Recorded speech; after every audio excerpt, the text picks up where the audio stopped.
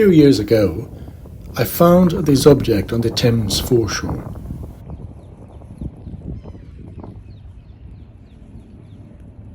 As it happens in most cases, it looked very well preserved. I could see straight away it was a lead seal. Apparently, lead seals were introduced by the Romans with a very old tradition used as a mean to close containers of different types and to protect the integrity of their contents and as a sign of identification of its owner and its properties.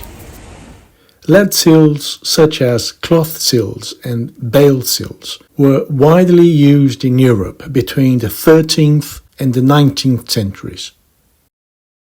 Cloth seals, they came in two parts, whereas bale seals are single discs instead of two. And here is a selection of a mixture of lead seals, cloth and bales.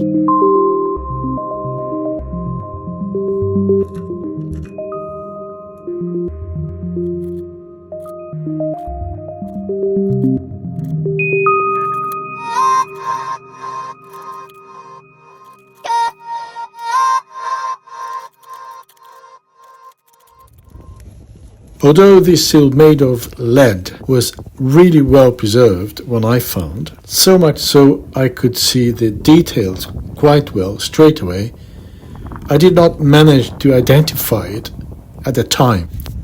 Until the lead seal expert Stuart Elton saw my post.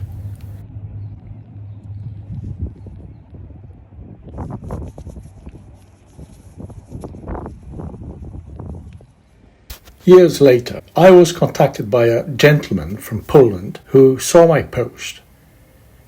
His name is Adamski, and he lives in Gówno, central Poland, and you can clearly see there Kromania Superior Gówno.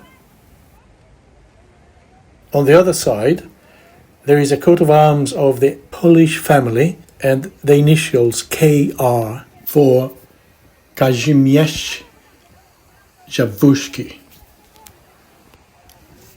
Derek then explained to me that he knew quite a bit about the story behind this lead seal, as his grandparents lived in Gówno.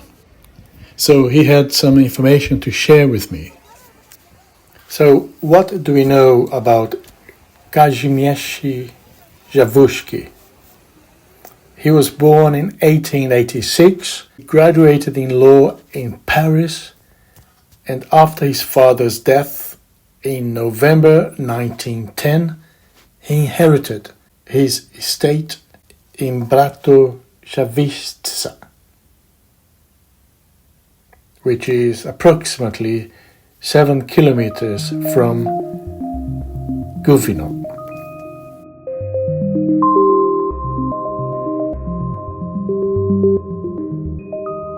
He used his father's coat of arms, a horseshoe and a knight's cross in the center, plus another cross missing one arm. On top, 3 distinctive ostrich feathers in the crown. Zushi rebuilt his farm after the destruction of the World War I and intended to expand and modernize it. And in 1921 he married Maria Platter-Seeberg. Records show that Maria Rosa Zushi, her new name, was actually buried in the United States in San Francisco on the 26th of July 1979. Around 1920 he built a place in Bratosławice in place of the old manor house. It's considered one of the greatest residences in the central Poland from this period.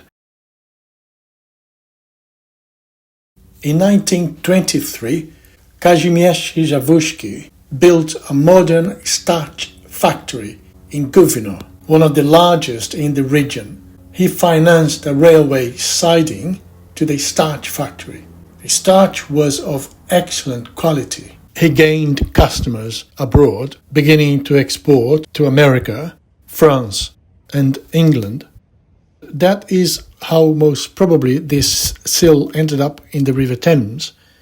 It was probably broken while unloading the goods from the boat to the dock.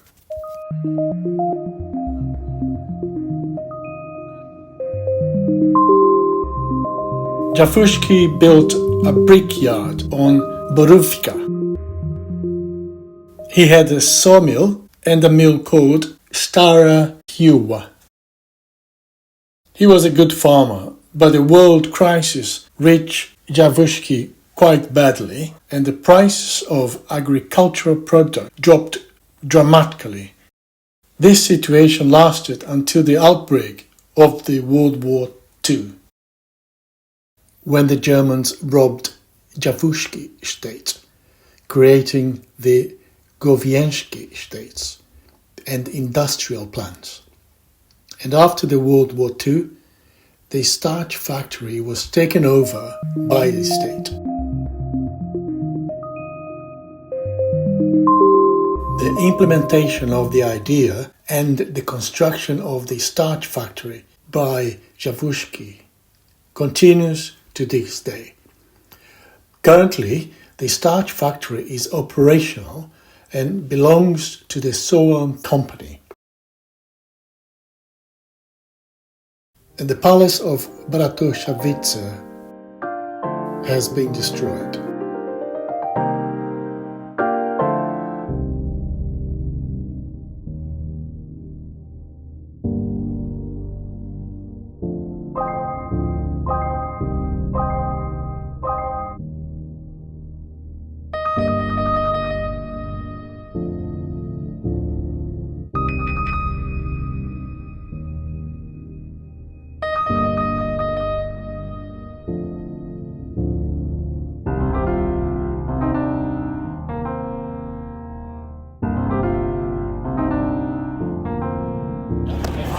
W roku 1900 André Citroën przybył do Głowna ze swoim szwagrem, zobaczył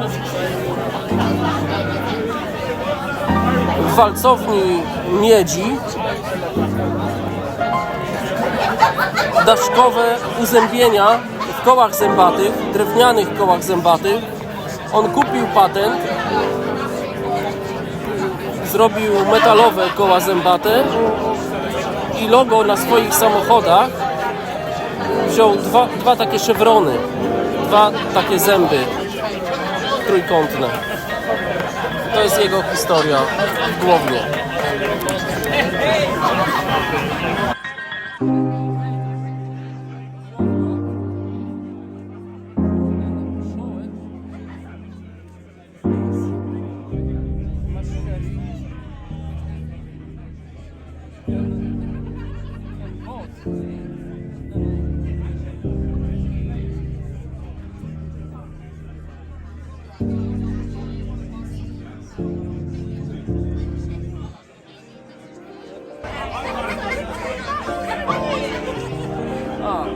Here is palace w Bratosławice.